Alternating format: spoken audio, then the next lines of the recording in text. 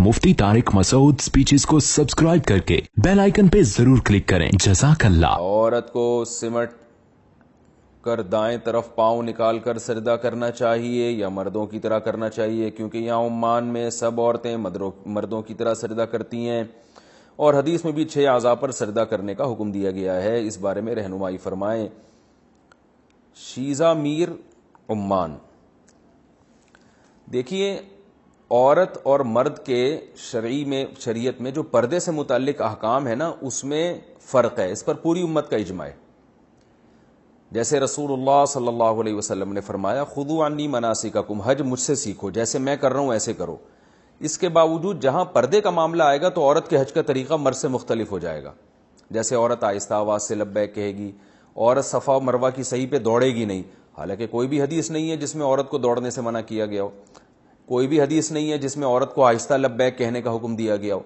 लेकिन पूरी उम्मत का इजमा है कि जहां पर्दे के मामलात आएंगे तो उसके लिए हमें हदीस की अलग से जरूरत नहीं होगी, वो खुद से पहले से तयशुदा है ये बात।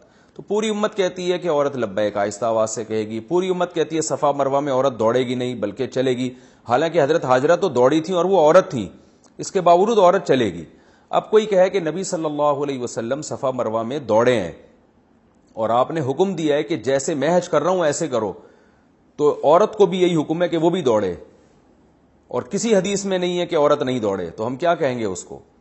भाई औरत का जो पर्दे का जहां तक अहकाम है ना, वो खुद बखुद उसमें ये चीज दाखिल है कि जिस चीज का औरत की हया से ताल्लुक होगा तो उन अहकाम में औरत मर्दों से मुख्तलिफ है।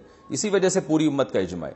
तो बिल्कुल ये याद रखें जो हदीस में आता है कि औरत, यानी हदीस में जो आता है कि 7 आज़ा पे सजदा होता है, इसका मतलब ये 7 आज़ा पे सजदा करना फर्ज है, इसके बगैर सजदा नहीं हो सकता।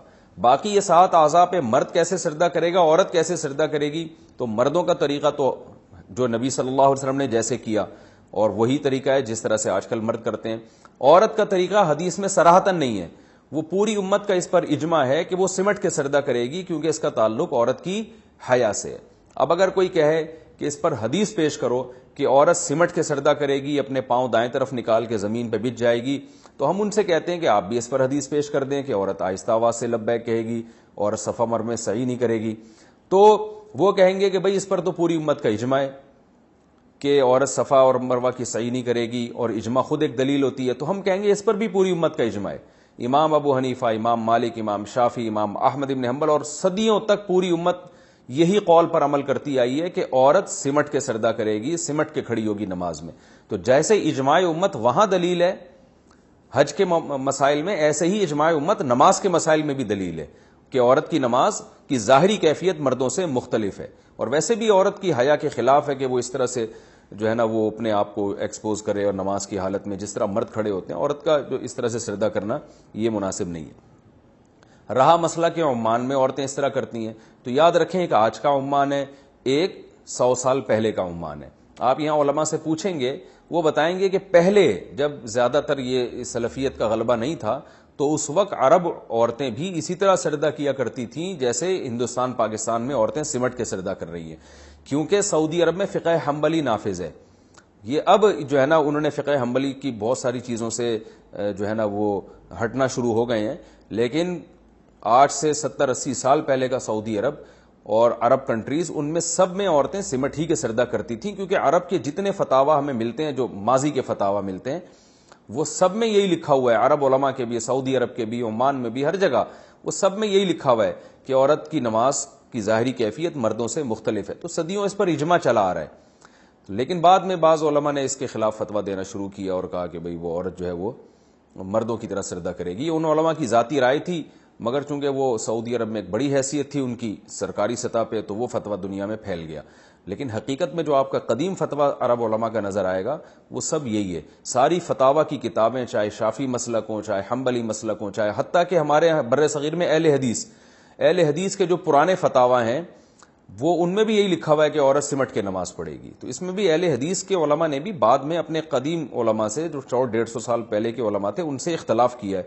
और वो इख्तलाफ की मैंने वजह बताई कि सऊदी अरब के जो शेख बिन बाज रहमहुल्लाह और अल सालेह अल उसैमीन रहमहुल्लाह बड़े आलिम थे, तो इन्होंने पूरी उम्मत से चंद मसाइल में जो है वो शुजूज किया है। शुजूज का मतलब होता है पूरी उम्मत से खुरूज किया है। تو چونکہ ان کی ایک سرکاری حیثیت تھی اور ویسے یہ بڑے پرہیزگار عالم تھے تو اس لیے ان کا فتویٰ دنیا میں کافی زیادہ پھیل گیا. تو وہیں سے ہمارے اہل حدیث علماء نے بھی اسی کو فالو کیا. لیکن اہل حدیث کے جو پرانے علماء ہیں 150-200 سال پرانے ملیں گے آپ کو, اور جتنے عرب علماء پرانے وہ سب اسی کے قائل تھے. تو یہ بالکل ایسے ہے جیسے آج کوئی اٹھ کے فتویٰ دے دے کہ جی حدیث میں آتا ہے کہ نبی صلی اللہ علیہ وسلم نے فرمایا جیسے میں نے حج کیا ایسے حج کرو, اور میرے عمرہ جیسے میں نے کیا ایسے کرو. تو نبی نے تو صفا مروہ میں دوڑ لگائی ہے, تو اب سب عورتوں کو فتویٰ دے دے کہ آپ نے بھی دوڑ لگانی ہے. تو علماء اس کو کس بیس پہ روکیں گے؟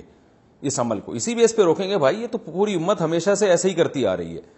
لیکن وہ علماء وقتی طور پر روکیں گے, اس کے بعد جب وہ فتویٰ معاشرے میں رائج ہو جائے گا تو پھر وہ لوگ سمجھیں گے یہ ہے اصل شریعت کا حکم کہ عورتوں نے بھی دوڑ لگانی ہے. تو بالکل یہی حال نماز کے ساتھ بھی ہوا ہے کہ نماز میں صدیوں سے مسلمان عورتیں سب سمٹ ہی کے نماز پڑھتی آئی ہیں. آج کتابیں سب کتابوں میں یہی لکھا ہوا ہے.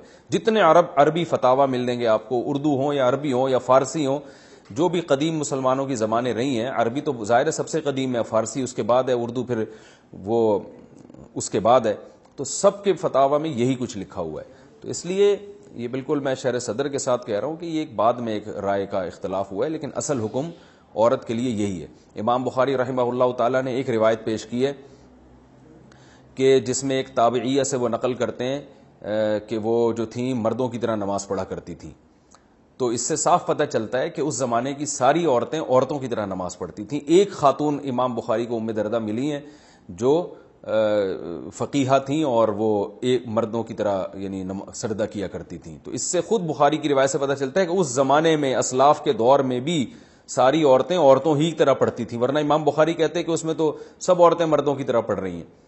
تو لیکن ایک ملی ہیں امام بخاری کو, تو خود یہ اس بات کی دلیل ہے. اور امت کے جو بڑے بڑے مجتہدین ہیں, فقہاء ہیں, جنہوں نے قرآن و حدیث کو ہم سے زیادہ سمجھا ہے, ان میں امام ابو حنیفہ, امام مالک, امام شافعی, احمد بن حنبل, ان سب کی فتاویٰ کی کتابوں میں یہی لکھا ہے کہ امام احمد بن حنبل سے بڑا کون حدیث کا عالم ہوگا, آپ خود بتائیں. وہ تو صراحتاً کہتے ہیں کہ عورت کو چاہیے کہ وہ سمٹ کے نماز پڑھے.